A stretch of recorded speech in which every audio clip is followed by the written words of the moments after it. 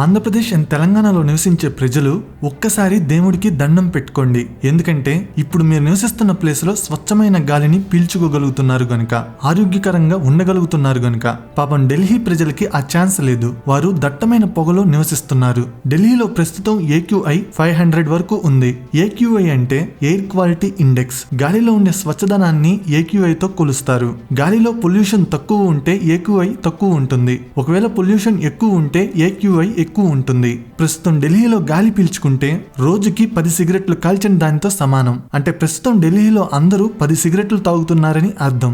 అంత ఎక్కువగా ఢిల్లీలో పొల్యూషన్ ఉంది. ఈ పొల్యూషన్ వల్ల చిన్నపిల్లలకి ఆస్మా వ్యాధులు వస్తున్నాయి. ఊపిరితిత్తులు డ్యామేజ్ అవుతున్నాయి. చిన్నపిల్లలు బయటికి వెళ్లి ఆడుకోలేని పరిస్థితి. ఒక్కసారి ఆలోచించండి, మీ దగ్గర ఎంత డబ్బులు ఉన్నా సరే మీ పిల్లల్ని ఆడుకోవడానికి బయటికి పంపించలేకపోతే ఇంకెందుకు? పొద్దున్నే ప్రశాంతంగా వాకింగ్ కి వెళ్ళలేకపోతే ఇంకెందుకు? అందుకే అంటున్నాను, తెలుగు స్టేట్స్ లో నివసించే ప్రజలు ఒక్కసారి దేవుడికి దండం పెట్టుకోండి అని. అవన్నీ తెలుగు ప్రజలు చేసుకోగలుగుతున్నారు గనుక. ఒక్కసారి ఇక్కడి నుంచి ఢిల్లీకి ఫ్లైట్ లో వెళ్ళండి. వన్స్ ఫ్లైట్ ఢిల్లీలో ల్యాండ్ అయిన తర్వాత ఫ్లైట్ లో నుంచి బయటికి అడుగు పెట్టగానే ఏదో కాలిన వాసన వస్తుంది. అక్కడ మీకు చుట్టూ పొగ ఉంటుంది. పగటిపూట సూర్యుడు బయటికి కనిపించడు. అంతలా ఉంటుంది పొల్యూషన్ అక్కడ.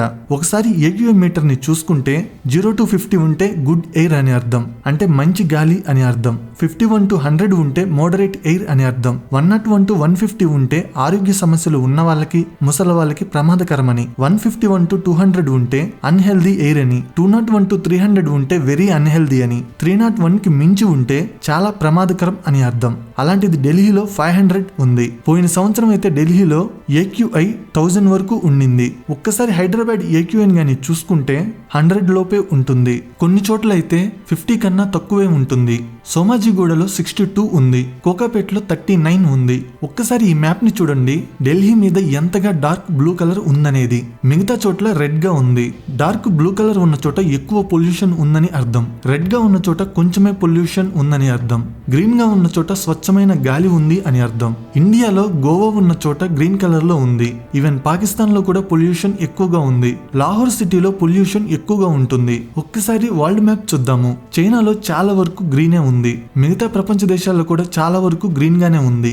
రష్యాలో చాలా వరకు లైట్ బ్లూ కలర్ లో ఉంది. అంటే ఎయిర్ క్వాలిటీ ఎక్సలెంట్ గా ఉందని అర్థం. అక్కడ కొంతమంది ఏమంటారంటే ఇండియాలో పాపులేషన్ డెన్సిటీ ఎక్కువ ఉంటుంది కనుక పొల్యూషన్ ఎక్కువగా ఉంది అని. మరి చైనాలో కూడా పాపులేషన్ డెన్సిటీ ఎక్కువగానే ఉంటుంది. మరి అక్కడ ఎయిర్ క్వాలిటీ బానే ఉంది కదా. సో పొల్యూషన్ సమస్యకి పాపులేషన్ డెన్సిటీ అనేది కారణం కాదు. అసలు ఢిల్లీలో పొల్యూషన్ ఎందుకు ఉంటుందో తెలుసుకుందాము. దీనికి చాలా కారణాలు ఉన్నాయి. మొదటి కారణం ఏంటంటే పంజాబ్ అండ్ హర్యానా స్టేట్స్. ఈ రెండు రాష్ట్రాల్లో వ్యవసాయం ఎక్కువగా చేస్తుంటారు. అందులో కూడా రైస్ ఎక్కువగా పండిస్తుంటారు. మనకి రేషన్ బియ్యం వస్తుంటాయి కదా, వాటిని పండించేది ఈ రెండు రాష్ట్రాల్లోనే. అక్కడ సంవత్సరానికి 2 పంటలు వేస్తుంటారు. ఆ 2 పంటలు కూడా రైసే. వాళ్ళకి హిమాలయాల నుంచి నీళ్లు ఎక్కువగా వస్తుంటాయి. ఈ మ్యాప్ ని గాని గమనిస్తే హిమాలయాల నుంచి ఎక్కువగా పంజాబ్ కి, హర్యానాకి, ఉత్తరప్రదేశ్ కి, బీహార్ కి నీళ్లు వెళ్తుంటాయి. అందువల్ల ఈ రాష్ట్రాల్లో సారవంతమైన భూములు ఎక్కువగా ఉంటాయి. పంజాబ్ అండ్ హర్యానా రాష్ట్రాలు ఢిల్లీకి దగ్గరగా ఉంటాయి. ఇక్కడ సంవత్సరానికి 2 పంటలు వేసి రైస్ పండిస్తారు. మే అండ్ జూన్ నెలల్లో వేసిన పంట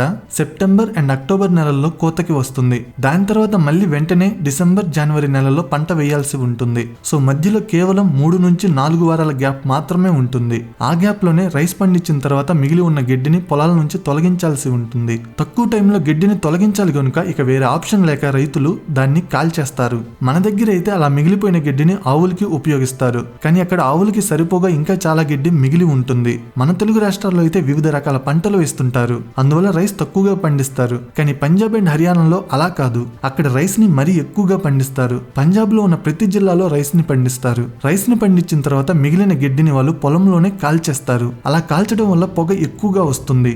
అక్టోబర్, నవంబర్ నెలల్లో ఎక్కువగా కాలుస్తారు. ఆ టైంలో ఆ ఏరియాలో గాలి అనేది వెస్ట్ నుంచి ఈస్ట్ కి వెళ్తుంది. అందువల్ల పంజాబ్ అండ్ హర్యానా నుంచి ఆ పొగ ఢిల్లీ దగ్గరికి వస్తుంది. ఢిల్లీ చుట్టూ కొండలు ఉంటాయి. పైన హిమాలయన్ మౌంటైన్స్, కింద Aravalli mountains and Vindhya mountains ఉంటాయి. సో చుట్టూ కొండలు ఉండడం వల్ల ఆ పొగ ఎక్కడికి వెళ్లకుండా ఢిల్లీ మీదనే ఉంటుంది.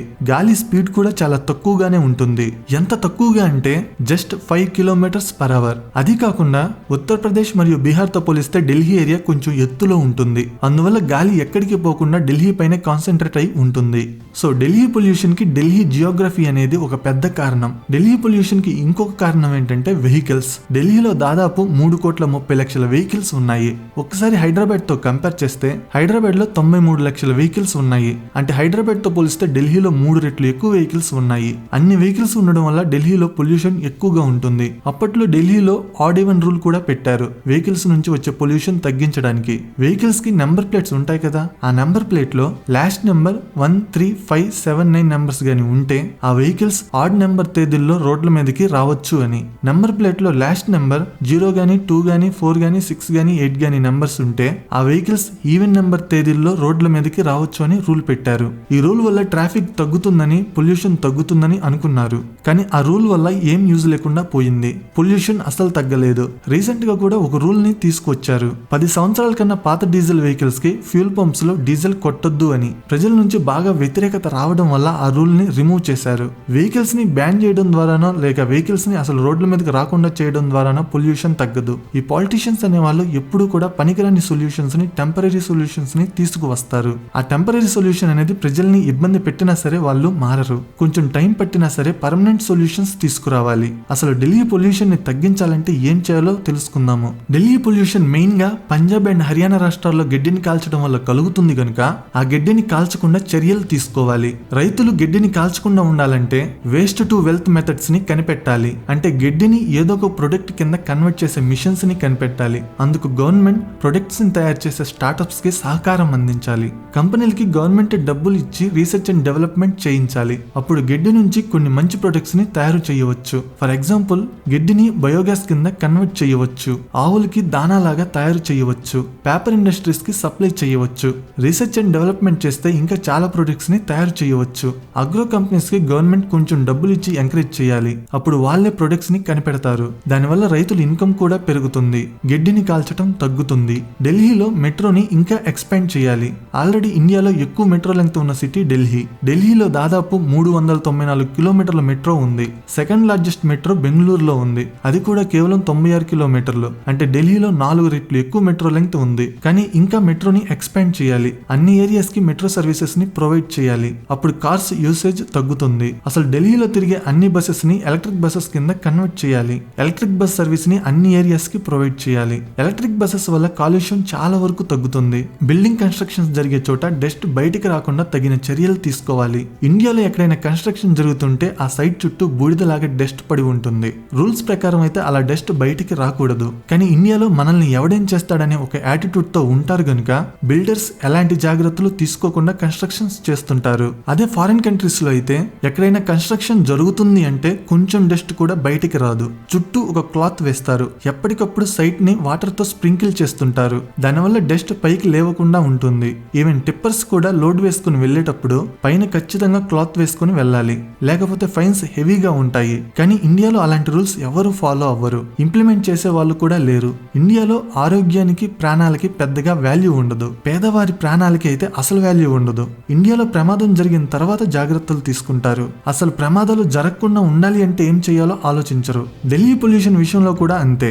సంవత్సరం మొత్తం టైం ఉంటుంది జాగ్రత్తలు తీసుకోవడానికి. కానీ సెప్టెంబర్, అక్టోబర్ నెలల్లో మాత్రమే హడావిడి చేస్తుంటారు. 2012లో చైనాలో ఉన్న సిటీస్ లో కూడా ఢిల్లీ లాంటి పరిస్థితే ఉండేది. వాళ్ళ దగ్గర కూడా విపరీతమైన పొల్యూషన్ ఉండేది. కానీ 2025కి వచ్చేసరికి చైనాలో పొల్యూషన్ లేదు. 2012లో బీజింగ్ లో AQI 300 నుంచి 400 ఉంటే 2025లో అది 50 నుంచి 100 లోపే ఉంది. చైనా చేయగలిగింది మనం ఎందుకు చేయలేము అని గవర్నమెంట్ ఆలోచించాలి. పొల్యూషన్ తగ్గించడానికి ప్రపంచ దేశాలు తీసుకున్న చర్యలను రీసెర్చ్ చేసి వాటిని ఇండియాలో ఇంప్లిమెంట్ చేయాలి. ఈవెన్ హైదరాబాద్ లో కూడా కొన్ని ఏరియాస్ లో బ్యాడ్ స్మెల్ వస్తుంది ఇండస్ట్రీస్ నుంచి. ప్రజలు ఎన్నిసార్లు కంప్లైంట్ చేసినా కూడా గవర్నమెంట్ సీరియస్ యాక్షన్ తీసుకోదు. ఒకవేళ ప్రజలు టైం కి ట్యాక్స్ కట్టకపోతే మాత్రం గవర్నమెంట్ వాళ్ళ మీద ఫైన్స్ బాగా వేస్తుంది. పొల్యూషన్ చేసే ఇండస్ట్రీస్ మీద కూడా అదే లెవెల్లో యాక్షన్ తీసుకుని పెద్ద పెద్ద ఫైన్స్ వేస్తే ఇండస్ట్రీస్ నడిపే వాళ్ళు కూడా జాగ్రత్తగా ఉంటారు కదా. ఫారిన్ కంట్రీస్ లో అయితే ఇండస్ట్రీస్ విషయంలో రూల్స్ చాలా స్ట్రిక్ట్ గా ఉంటాయి. ఏదైనా ఇండస్ట్రీ నుంచి కొంచెం పొల్యూషన్ వచ్చినా సరే భారీ జరిమానా జరిమానాలు వేస్తారు.